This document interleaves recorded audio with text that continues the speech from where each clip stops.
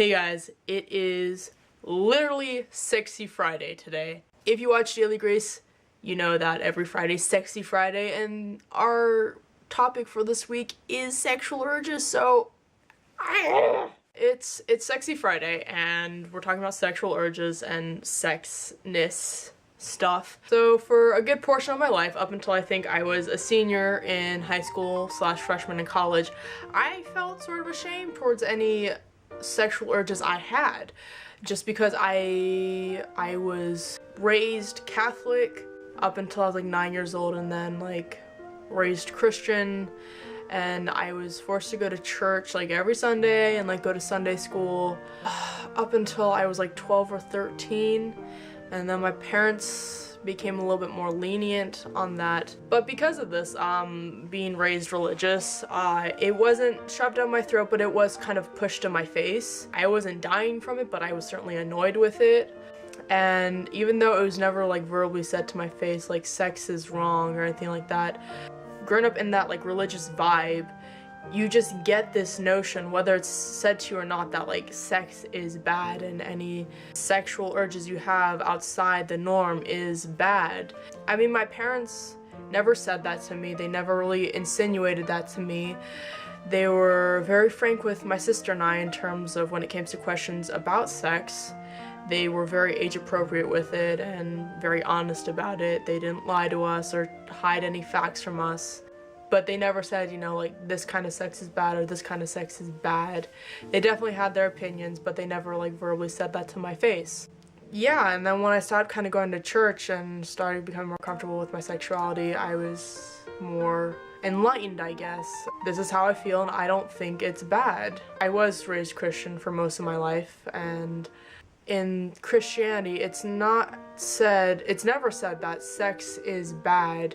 Sex is good, and having pleasurable sex is good, but having a lot of sex is bad, where you become like sexually addicted. That is bad. And having sex purely for pleasure is bad. Like, it's fine to have pleasure, but if that's the only reason why you're doing it, then that's bad as well. And sex should be pleasurable, but also for a higher purpose, such as procreation.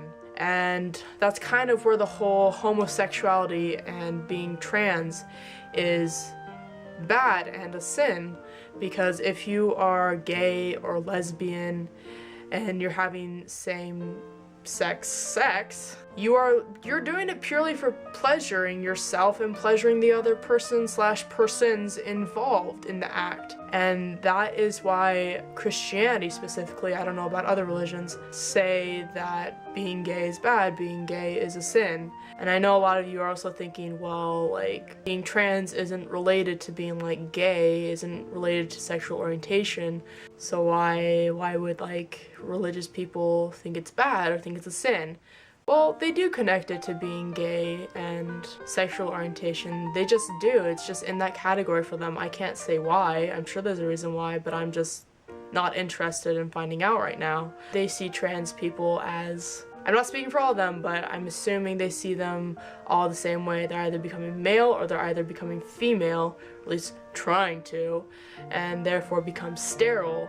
So then when they do have sex, again, it's purely for pleasure. They can't procreate anymore.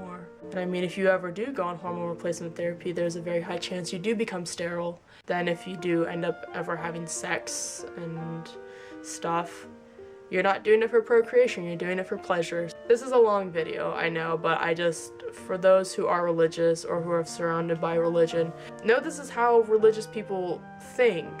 And know that you are not a bad person, because I feel like understanding everybody leads to less hate in the world and to more peace.